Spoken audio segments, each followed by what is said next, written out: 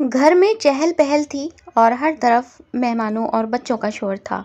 सुहासिनी जी के बेटे गौरव की शादी थी और अपने कमरे में बैठी हुई सुहासिनी जी अपनी नंदी शारदा जी को होने वाली बहू के जेवर दिखा रही थी। कहिए दीदी, एकदम आजकल के डिज़ाइन के हैं ना, सुंदर लगेंगे ना बहू पर। जैसे ही सुहासिनी जी ने शारदा जी से ऐसा कहा तो शारदा जी मुस्कुराती हुई बोली, सच में भाभी, गहने तो बहुत सुंदर हैं। इनको पहनकर तो आपकी बहू एकदम लक्ष्मी लगेगी। दोनों की यह बातें सुनकर सुहासिनी जी की बेटी मोहिनी के चेहरे पर हल्की सी तल्खी नजर आने लगी। जैसे ही बुआ जी किसी काम से उठकर बाहर गईं तो मोहिनी के चेहरे पर गुस्सा साफ साफ नजर आने लगा और मोहिनी तमतमाते हुए सुहासिनी जी से बोली, बड़े सुंदर सुंदर गहने बनवाए जा रहे हैं बहू के लिए। मेरा ख्याल कुछ है या नहीं आपको? क्या सब कुछ उस बहू पर ही लुटा दोगी? भाभी के लिए इतना सब कुछ, लेकिन मेरे लिए क्या? मुझे भी ऐसे ही गहने चाहिए अपनी शादी के लिए। मोहिनी के चेहरे पर जलन साफ दिखाई दे रही थी। इस पर सुहासिनी जी मुस्कुराते हुए बोली, अरे ये सब तेरे ही तो है मोहिनी। बहू को चढ़ाना तो समाज में दिखाने के लिए है। रहेंगे तो ये मेरे पास ही, फिर तेरे पास ही चले आएंगे। थोड़ा लोक लाज का ख्याल भी रखना पड़ता है बेटा। वैसे भी अपनी शादी के बाद बहू को कहने की जरूरत कहाँ पड़ेगी।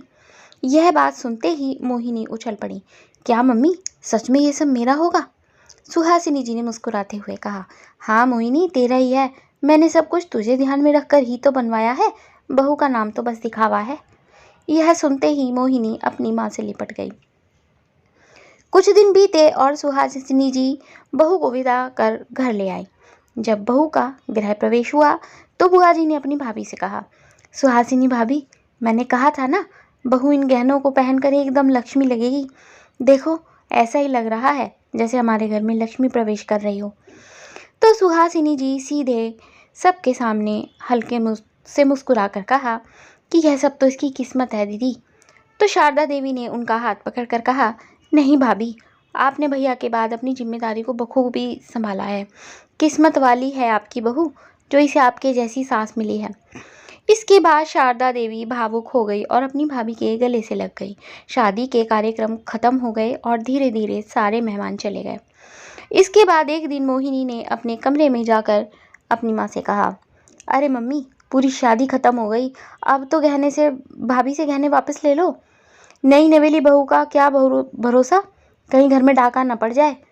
सुहासिनी जी ने कहा कि तू चिंता मत कर, गहने कहीं नहीं जा रहे। 2 दिन बाद जब उनकी बहू नंदिनी अपनी मायके से पग फेरा करके वापस आई तो सुहासिनी जी ने कहा, बहू जरा सारे गहने लेकर मेरे कमरे में तो आना। सास के आदेश पर भोली भाली नंदिनी भी गहनों के सारे डिब्बे उठाकर उनके कमरे में ले जाने लगी। तो उसके पति गौरव ने पूछा कि अरे ये सब कहाँ ले जा रही हो? तो नंदिनी ने कहा, यह सब मम्मी जी ने मंगवाया गौरव, मैं बस अभी आती हूँ। नंदिनी सासू माँ के कमरे में पहुंची और सारे डब्बे बेड पर रखकर धीरे से बोली, लीजिए मम्मी जी, सब कुछ इनके अंदर है। कोई बात हो गई है क्या? नंदिनी की यह बात सुनकर वहां पर बैठी मोहिनी बोली, अरे बात क्या होगी, आपने घर का सामान मंगवा लिया तो तुम्हें तकलीफ हो रही है क्या? मोहिनी के इस तरह उल्टे जवाब से नंदिनी का चेहरा उतर गया, लेकिन वह चुपचाप खड़ी रही। तो सुहासिनी जी बोली, अब देख क्या रही हो, अपने कमरे में जाओ। नंदिनी को समझ में नहीं आया कि यह अचानक क्या हुआ। सारे गहने सासू माँ के कमरे में छोड़कर वह अपने कमरे में आ गई। उसके आते ही गौरव ने कहा, अरे तुम तो गहने लेकर गई थी ना? यह सुनकर नंदिनी की आंखें छलक आईं और वह धीरे से बोली, वो सब तो मम्मी के पास है, उन्होंने कहा तो मैं आ गई। गौरव इस बात से हैरान हो गया और तुरंत अपनी माँ के कमरे में गया। मम्मी, अभी नंदिनी को घर में आए 1 हफ्ता ही तो हुआ है। कल ही तो वो अपने घर से पग फेरा करके आई है और आज आपने उसके सारे गहने भी रख लिए। इस बात पर मोहिनी तुनक कर बोली, क्या बात है भैया, बड़ी जल्दी गुलाम बन गए भाभी के। अभी तो 1 मिनट भी नहीं हुआ गहने लिए और आप शिकायत करने आ गए। मोहिनी की इस बात ने सुहासिनी जी को भड़का दिया और वह बेटे पर नाराज होने लगी। क्या हुआ अगर मैंने गहने रख लिए? 2 पैसे की चीज़ नहीं, लाखों का मामला है। आजकल की बहुएं संभाल कर रखना क्या जाने, बस इसीलिए अपने पास रख रही हूँ। उससे कह दो जब पहनना हो तो मुझसे आकर मांग लेगी। इस तरह से शिकायत करने की ज़रूरत नहीं है, अभी 2 दिन नहीं हुए और ड्रामा शुरू। माँ की इस लताड़ से गौरव हक्का बक्का रह गया। सीधे कमरे में जाकर नंदिनी को समझाने लगा, और फिर फिलहाल के लिए तो वह घर में थी तो पहन ही रही है। मैंने कौन सा सब कुछ ले लिया? अरे नंदिनी, कोई बड़ी बात नहीं है। मम्मी ने बस संभाल कर रखने के लिए लिए हैं।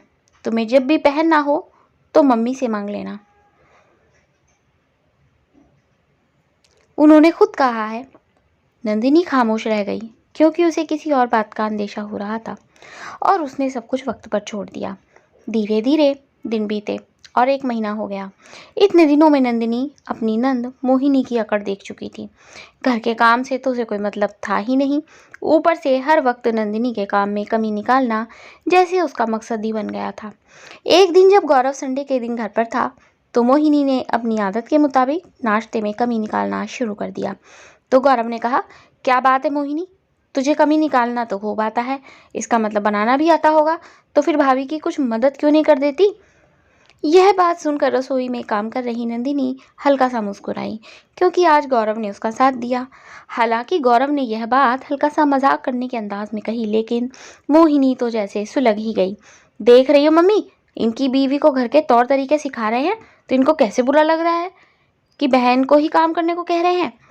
सुहासिनी जी ने भी मोहिनी का साथ देते हुए कहा, खबरदार गौरव, तुम्हें शर्म नहीं आती अपनी बहन से ऐसी बात करते हुए?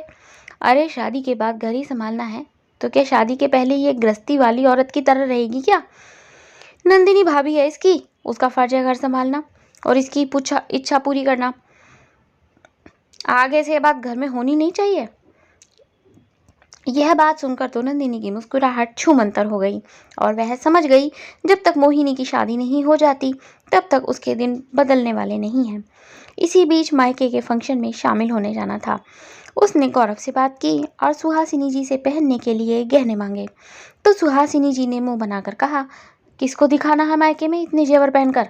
अरे आजकल तो एक से एक आर्टिफिशियल मिलते हैं और ज़माना भी उनका ही तो है, साड़ी से मैचिंग का वही पहन लो।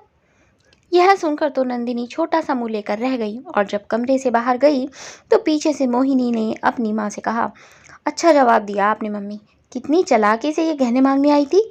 मुझे पता है इस बार इन्होंने लिए तो वापस नहीं देंगी। यह बात नंदिनी ने सुन ली और वह समझ गई कि यह कौन सा खेल खेला जा रहा है। उसने लेकिन गौरव से कुछ भी नहीं कहा। कुछ महीने बीते और सुहासिनी जी को मोहिनी के लिए एक अच्छा रिश्ता मिल गया। लड़के वाले मोहिनी को देखने आए तो उन्होंने भी मोहिनी को पसंद कर लिया। फिर तो सुहासिनी जी ने खुश होते हुए गौरव से कहा, गौरव बहुत अच्छा रिश्ता मिल रहा है, बस जल्दी से सगाई कर देनी चाहिए, उसके बाद शादी की तारीख भी निकलवा लेंगे, कहीं रिश्ता हाथ से न निकल जाए। तो गौरव ने कहा, लेकिन मम्मी इतनी जल्दी इतना सब कैसे करूँगा, शादी में तो बहुत लेन देन होता है और कितना इंतजाम भी करना होगा। यह सुनकर तो सुहासिनी जी बोली, अरे जेवर का इंतजाम तो पहले ही हो चुका है, जो गहने तेरी शादी में बने थे वही अब मोहिनी के काम आ जाएंगे। यह सुनकर गौरव हैरान होकर बोला, लेकिन वह तो नंदिनी के हैं ना, वह गहने तो बहू के लिए बनवाए गए थे मम्मी। तो सुहासिनी जी ने आवाज़ ऊंची करते हुए अकड़ कर कहा, हाँ तो क्या हो गया, तेरी शादी का काम तो हो चुका है ना। मैंने कहा इज्जत रखने में कमी की, पूरे समाज के सामने रीति रिवाज निभाए हैं, गहनों से लाद कर लाई थी बहू को सबके सामने। अब बारी मेरी बेटी की है तो क्या मेरी कोई जिम्मेदारी नहीं है? और तू भी तो भाई है इसका। यह सुनकर तो गौरव दंग रह गया। तो इसका मतलब ये तो नहीं है कि आप नंदिनी के हक की बलि चढ़ा दोगी? तभी मोहिनी बोली, हे राम, देखो तो मम्मी, भैया पर तो भाभी का रंग ही चढ़ चुका है। तो सुहासिनी जी गुस्से में भड़क कर दांत पीसते हुए बोली, हाँ तो मुझे रंग उतारना भी आता है, तो चिंता मत कर मोहिनी। इतना कहकर वह गौरव से बोली, देख गौरव, इतना हिसाब किताब नहीं है जो दोबारा गहने बनवाए जाएंगे, इसीलिए इनसे काम चलाया जाएगा। बता देना अपनी महारानी को, कहीं सबके सामने अपने गहने का शोर ना मचाए, मुंह बंद रखेगी तो अच्छा होगा। गौरव को समझ में नहीं आया कि अपनी माँ से किस तरह बहस करे। वह चुपचाप कमरे से बाहर निकला तो बाहर नंदिनी को खड़ा पाया, जिसकी आंखों से आंसू बह रहे थे। वह तो नंदिनी से नज़र भी नहीं मिला पाया। घर में तनाव का माहौल हो गया क्योंकि अब नंदिनी भी खामोश रहने लगी। मोहिनी और सुहासिनी जी अपने कमरे में मस्त रहती और नंदिनी दिन भर घर के काम करती रहती। वह इस बात को भूल ही नहीं पा रही थी। लेकिन एक दिन गौरव ने मुस्कुराकर कहा, नंदिनी तुम बहुत उदास रहती हो, तुम्हारा जन्मदिन आ रहा है और मैंने पार्टी हॉल बुक कर दिया है। यह सुनकर तो नंदिनी के चेहरे पर जैसे मुस्कुराहट ही आ गई। धीरे धीरे वह दिन करीब आ गया जब वह तैयार होकर अपने जन्मदिन की पार्टी के लिए होटल पहुंची। वहां उसके माता पिता ने उसको उपहार में सोने की चेन पहनाई तो सुहासिनी जी और मोहिनी देखते ही रह गए। नंदिनी की आंखों में आंसू थे, मगर वह खुश थी कि अब इसे तो कोई नहीं छीन सकेगा। पार्टी अच्छे से हुई और पार्टी खत्म होने के बाद सब घर आ गए, लेकिन मोहिनी की नज़रों में वह सोने की चेन घूम रही थी। जैसे ही उसकी सगाई का दिन आया तो सुहासिनी जी ने कहा, अरे बहू, कुछ देर के लिए अपनी सोने की चेन मोहिनी को पहनने के लिए दे दो, लड़के वाले देखेंगे तो अच्छा लगेगा। लेकिन मोहिनी ने साफ कह दिया, मम्मी जी, मेरे पास मंगलसूत्र के अलावा अब केवल यह सोने की चेन है, जो अब मैं किसी को देने वाली नहीं, क्योंकि ये मेरे माता पिता का प्यार है और इस पर किसी का हक नहीं है। इस बार तो नंदिनी से कड़ा जवाब सुनकर सुहासिनी जी का मुंह खुला ही रह गया। वह गुस्से से तिल मिलाती रह गई। उन्होंने सोचा था कि बहू मेरे आगे कुछ नहीं बोल पाएगी, मगर ऐसा नहीं हुआ। लड़के वाले आए और मोहिनी की सगाई हो गई, लेकिन सुहासिनी जी अभी तक बौखलाई हुई थी। ऊपर से मोहिनी का कान भरना भी जारी था। देखा मम्मी, कैसे तड़ाक से आपको मना कर दिया, उनके सामने कोई हैसियत ही नहीं रही सास की। इन बातों ने सुहासिनी जी के दिल में और भी ज़्यादा आग लगा दी थी। रात को वह अचानक से बोली कि इससे तो मैं बात करके रहूँगी। वह जैसे ही गुस्से में दंदनाते हुए उठी और नंदिनी के कमरे की तरफ जाने लगी तो रास्ते में ही उनका पैर फिसल गया और वह इतनी ज़ोर से गिरी कि उनकी चीख से पूरा घर दहल गया। नंदिनी और गौरव भागे भागे आए। जल्दी से सुहासिनी जी को उठाकर अस्पताल ले जाया गया और वहां जाकर पता चला कि सुहासिनी जी के कूल्हे की हड्डी टूट चुकी है। डॉक्टर ने साफ कह दिया कि अभी तो नहीं, लेकिन आपको इनका ऑपरेशन करवाना पड़ेगा। यह सुनकर तो गौरव परेशान हो गया कि बहन की शादी का खर्च देखे या फिर माँ के अस्पताल का खर्चा। वह फिलहाल के लिए माँ को डिस्चार्ज करवाकर घर ले आया, लेकिन अब सुहासिनी जी बेड पर आ गई और दिन रात गौरव से यही कहने लगी, गौरव, तू कैसे भी करके मेरा ऑपरेशन करवा दे बेटा, मुझे अपनी बेटी की शादी संभालनी है। मेरे बिस्तर पर पड़े होने की वजह से मेरी बेटी की शादी में कहीं कोई कमी ना रह जाए। गौरव ने पता किया, खर्चा काफ़ी था, कम से कम 5 लाख चाहिए थे, ऊपर से दवाई हॉस्पिटल का खर्चा अलग। गौरव को कुछ समझ में नहीं आ रहा था कि क्या करे, लेकिन सुहासिनी जी तो उसके पीछे पड़ी हुई थी।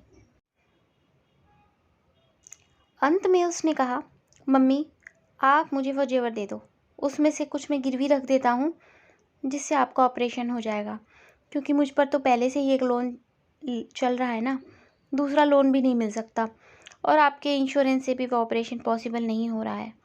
अब इसके अलावा कोई रास्ता नहीं है, लेकिन मैं वादा करता हूँ जल्दी गहने छुड़ा कर ले आऊँगा।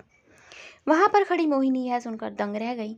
बेड पर पड़ी सुहासिनी जी ने जैसे ही उम्मीद से मोहिनी की तरफ देखा तो मोहिनी बोली, मुझसे तो बिल्कुल उम्मीद मत करना। खबरदार, जो मेरे गहने गिरवी रखे वो मेरी शादी के लिए है।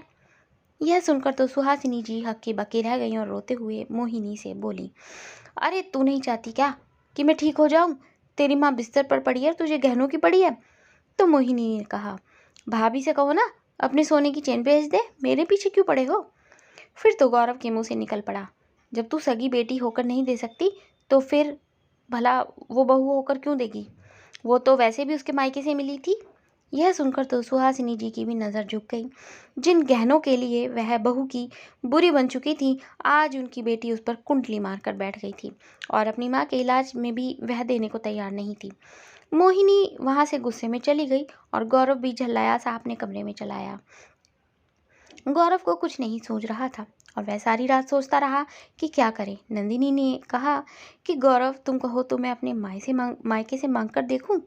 तो गौरव ने कहा कि नहीं नंदिनी, यह बहुत बड़ी रकम है, मैं कुछ सोच रहा हूँ।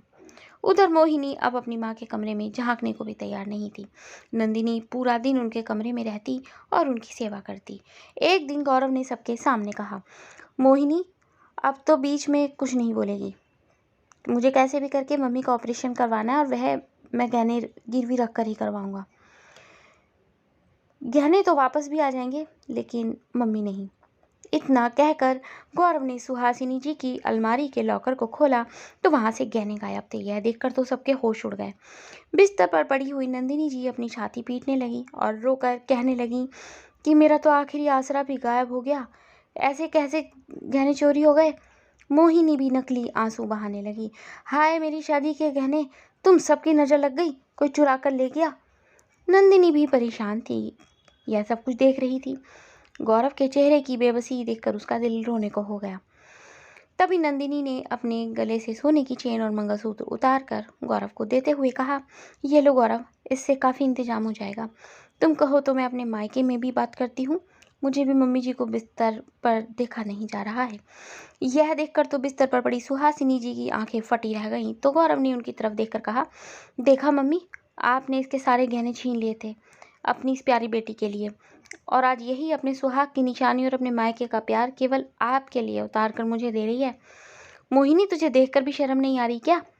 यह सुनकर तो सुहासिनी जी की आंखों में आंसू आ गए, लेकिन मोहिनी ने तपाक से कहा, इसमें मेरी क्या गलती है? अगर गहने चोरी हो गए, अगर गहने होते तो मैं भी दे देती। तभी गौरव दहाड़ कर बोला, तो ठीक है, अब जब तक गहने नहीं मिल जाते मम्मी का ऑपरेशन नहीं होगा, और गहने तो 2 चुटकियों में मिल जाएंगे।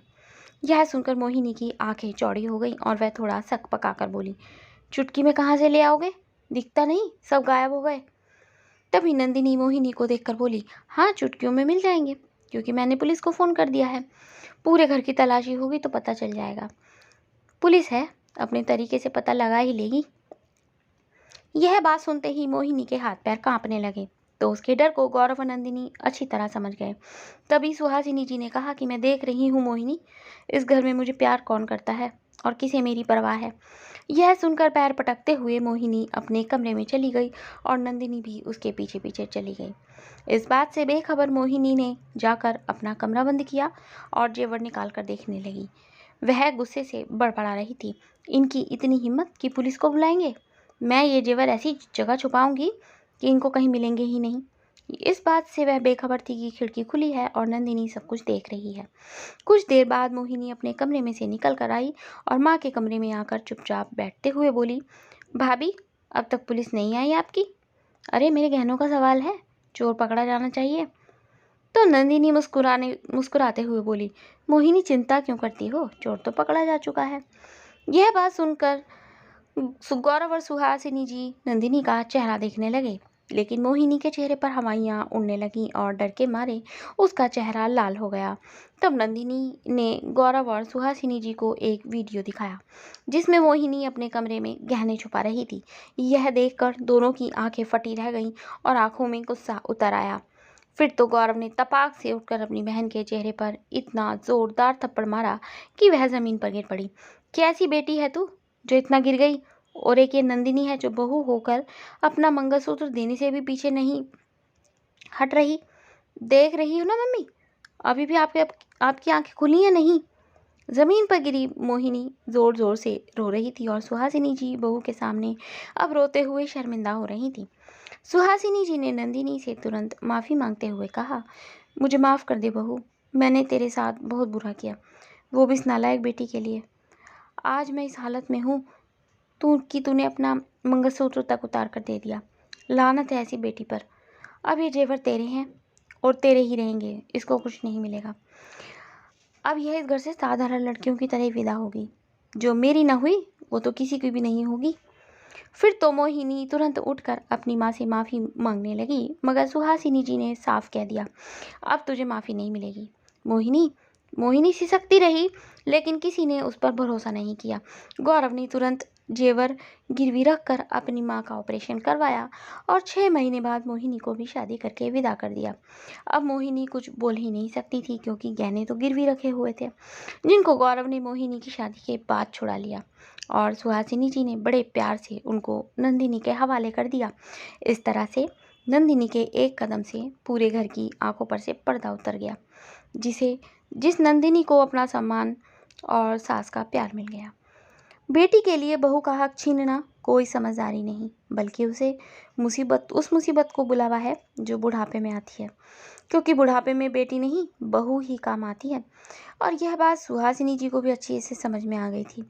कभी किसी का हक ना छीनिए, क्योंकि वक्त पलट कर जरूर आता है।